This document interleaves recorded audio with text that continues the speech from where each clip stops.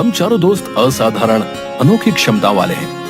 मैं अदृश्य हो सकता हूँ और किसी को कहीं भी टेलीपोर्ट कर सकता हूँ। मुझे किसी की परवाह नहीं। हाँ, मैं कुछ ही सेकंड में पूरा भंडारा खा लेने का दम रखता हूँ। मुझसे भला किसी का क्या मुकाबला। हाँ, वो तो तेरा पेट देखकर लगता ही है। मैं तो किसी भी चीज को हवा में उड़ा सकता हूँ। दुश्मन मेरे सामने पक्षी बन जाते हैं। मैं तो प्रकृति को ही नियंत्रित कर सकता हूँ। वो हाथ उठाता है और तेज बारिश होने लगती है। सब लोग भीग जाते हैं। तभी वहाँ पर एक गरीब औरत आती है। मेरी मदद करिए, आप लोगों के पास कमाल की शक्तियाँ हैं। मेरा बेटा खो गया है, मेरी मदद करें। अरे जाओ, पुलिस में रिपोर्ट लिखवाओ। पुलिस वालों ने कहा तूफान का मौसम है, इस समय पहाड़ पर जाना असंभव है।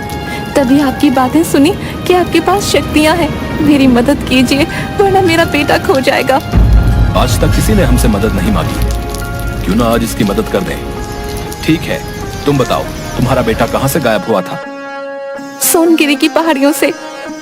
चंदन सबको टेलीपोर्ट करके वहाँ पहुँचा देता है। औरत हैरान हो जाती है।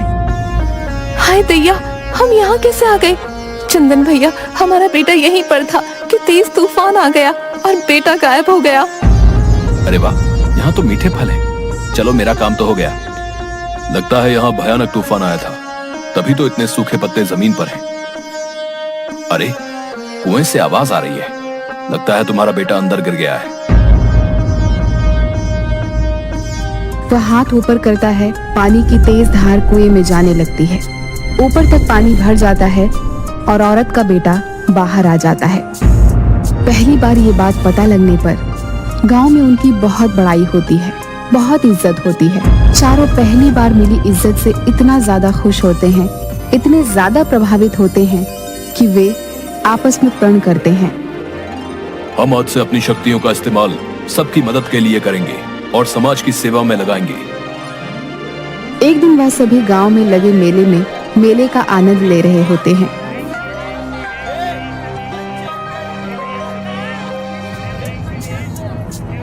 तभी अचानक एक आदमी भागते हुए चाट के ठेले की तरफ आता है। भैया, मुझे इससे बचा लो। ये हर बार मेले से मेरी चाट मुफ्त में खाकर चला जाता है और ठेला यहाँ खड़ा करने का पैसा भी वसूलता है। तैयार हो जाओ, हमारी विचित्र शक्तियों का सदुपयोग करने का समय आ गया है। चिंता करने की कोई बात नहीं है। इसे तो मैं चाट के ठेले के साथ ही निकल लूंगा। मैं ठेले को अपनी जगह से 1 इंच भी नहीं हिलने दूंगा। जग्गी चोर पर ओलों की बारिश कर देता है।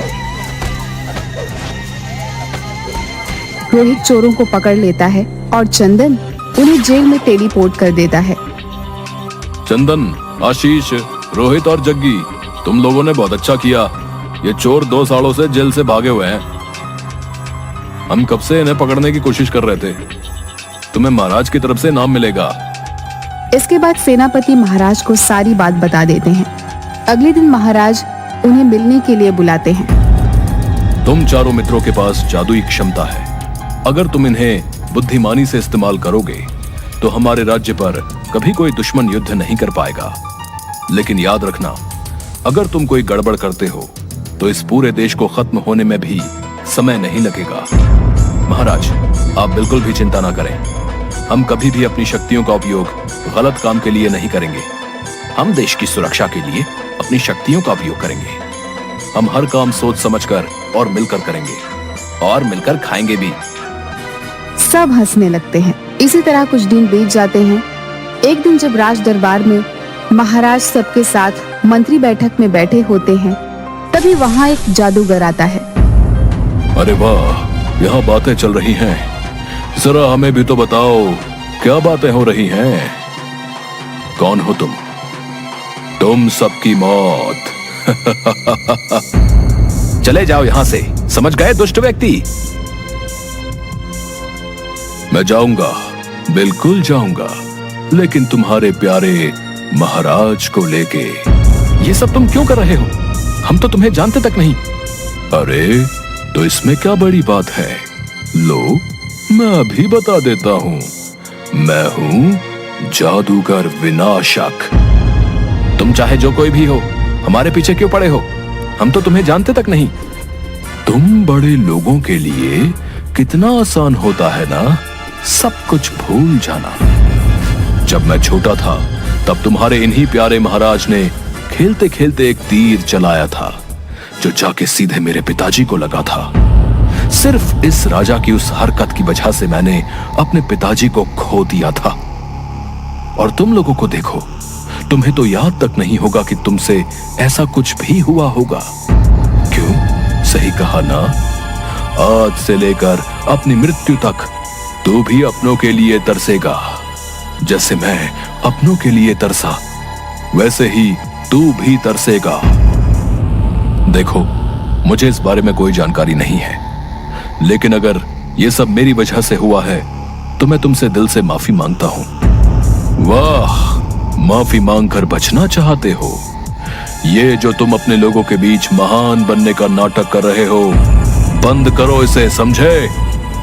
तुम्हें क्या लगता है मैं इतनी दूर और इतने सालों बाद तुम्हारी माफी के लिए आया हूं?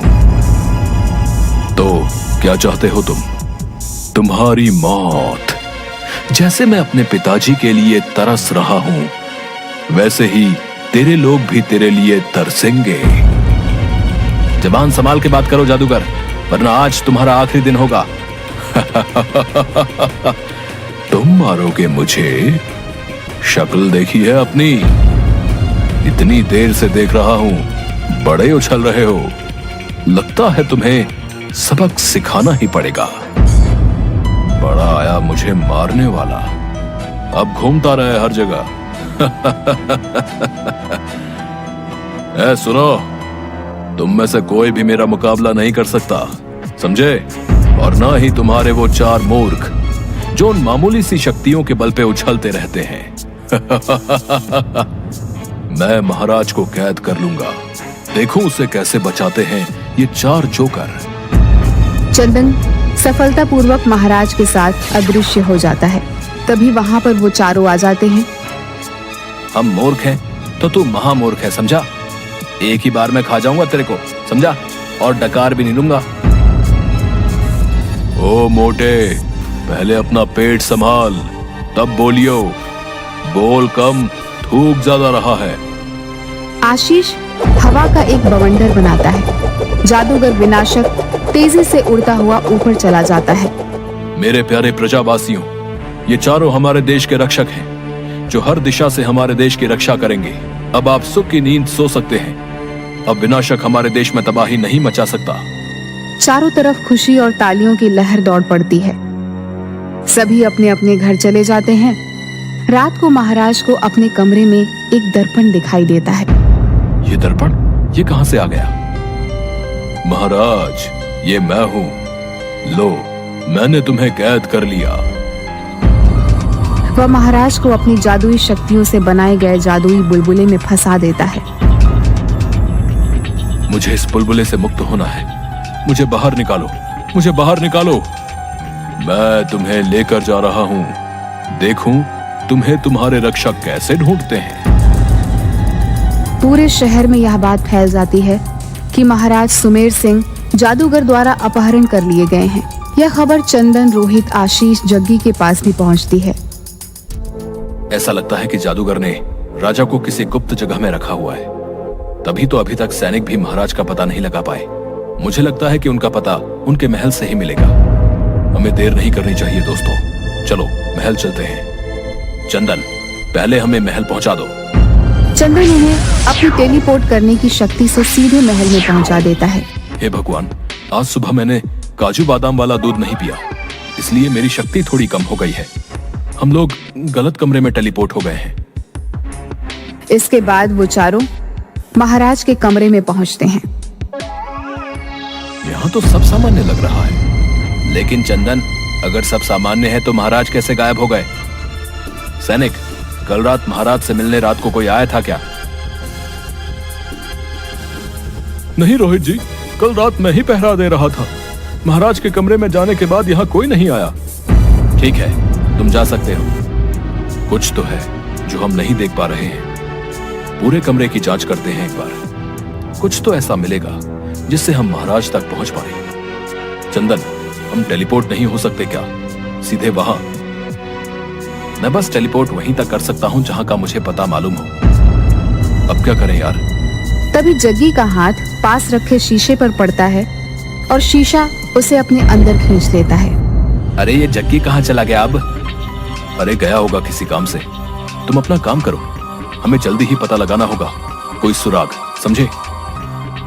तभी चंदन अपना चेहरा शीशे में देखता है और उस शीशे को हटाने की कोशिश करता है, लेकिन जैसे ही वो शीशा छूता है वो भी शीशे के अंदर चला जाता है।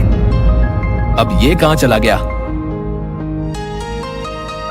सैनिक, तुमने चंदन और जग्गी को बाहर जाते हुए देखा? नहीं, मैंने उन दोनों को बाहर जाते हुए नहीं देखा। मैं सारा वक्त यहीं खड़ा था, यहां से कोई बाहर नहीं गया। मुझे ऐसा क्यों लग रहा है कि वो दोनों भी महाराज की तरह कहीं गायब हो गए। जरूर अभी भी यहां कुछ ऐसा है जिससे हम महाराज तक पहुंच सकते हैं। सुन जरा इधर आ, क्या हुआ? ये देख महाराज के कक्ष में पहले ही कितना बड़ा शीशा है, तो फिर यहाँ ये दूसरा शीशा क्या कर रहा है? इसके बाद जैसे ही दोनों शीशे के पास जाते हैं वैसे ही शीशा उन्हें भी अपनी ओर खींच लेता है। जैसे ही रोहित और आशीष शीशे के अंदर पहुंचते हैं वे देखते हैं कि वहां पर पहले से ही चंदन और जग्गी एक जादुई शुतुरमुर्ग से लड़ रहे हैं। मेरी शक्तियां काम नहीं कर रही, हम गायब भी नहीं हो सकते। क्या तुमने मुझे शक्तिशाली जादुई शुतुरमुर्ग को चुनौती देने का साहस किया? रोहित हंसी का जादू चलाते हुए शुतुरमुर्ग को हंसा देता है और वो बेतहाशा हंसने लगता है। हंसी का जादू चलाते हुए अब तब तक हंसते रहो जब तक हमारा काम खत्म नहीं हो जाता। आशीष तेज बवंडर बनाता है और शुतुरमुर्ग हवा में उड़ जाता है। जग्गी एक तितली को बुलाकर शुतुरमुर्ग का ध्यान भटकाती है। शुतुरमुर्ग तितली का पीछा करने लगता है और वो चारों कमरे में बने छेद के अंदर चले जाते हैं। अब हमें खुद ही यहाँ से निकलने का रास्ता ढूंढना होगा। ये देखो, यहाँ सीढ़ियां हैं जो अंदर जा रही हैं, लेकिन अंदर का दरवाजा दिख रहा है जिस पर ताला लगा है। इस ताले की चाबी ढूंढनी होगी।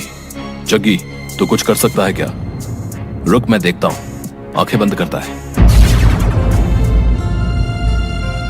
मैं जानता था तुम लोग मुझे बचाने जरूर आओगे। तुम लोगों ने मुझे ढूंढ लिया। मुझे जल्दी से जल्दी यहां से ले चलो। महाराज, खाना ना खाने के कारण चंदन की शक्तियां कम हो गई हैं। वो हमें यहां से ना ही टेलीपोर्ट कर सकता है, ना ही गायब। चिंता की कोई जरूरत नहीं है। जादूगर ने मुझे खाने के लिए ये फल दिए हैं। चंदन, इसे खा लो। अब मैं ठीक हूं। महाराज को बुलबुले से निकालना होगा। तुम सब मरोगे। महाराज को बचाने आए हो, अब तुम सब मरोगे। मैं तुम सबको खत्म कर दूंगा। जादूगर उन सभी को एक बुलबुले के अंदर कैद कर देता है। देखो तो सही, कौन आया है बचाने। मगर मुझे ये समझ नहीं आ रहा है, जो खुद फंसे हों वो किसी और को क्या बचाएंगे। और हंसने लगता है। तभी जग्गी वहीं नीचे पड़ा हुआ शुतुरमुर्ग का पंख हवा में उड़ाकर अपने बुलबुले की ओर खींचता है। जादुई होने के कारण बुलबुला फट जाता है। जग्गी सारे बेलों से जादूगर को जकड़ लेता है और उसे बंदी बना देता है। रोहित अपने जादू से जादूगर को हंसने पर मजबूर कर देता है। जादूगर हंसते हुए पागल हो जाता है। छोड़ दो उसे। इसने जो भी किया अपने पिता का बदला लेने के लिए, और ये जो कुछ भी हुआ है वो मेरी ही गलती का परिणाम है। वो सब अपनी शक्तियों को रोक देते हैं और इसके बाद राजा जादूगर के पैरों के पास जाकर झुक जाता है। जादूगर, मुझे माफ कर दो जादूगर। मैं जानता हूं मेरे किए की कोई माफी नहीं है, लेकिन मैं अपनी तरफ से तुमसे माफी मांगना चाहता हूं। मुझे माफ कर दो। तुम चाहते तो मुझे मार सकते थे, लेकिन तुम इतना कुछ होने के बाद भी मेरे सामने झुके हो। मैं माफ करता हूं। जाओ, अपने घर लौट जाओ। इसके बाद जादूगर मुड़ जाता है।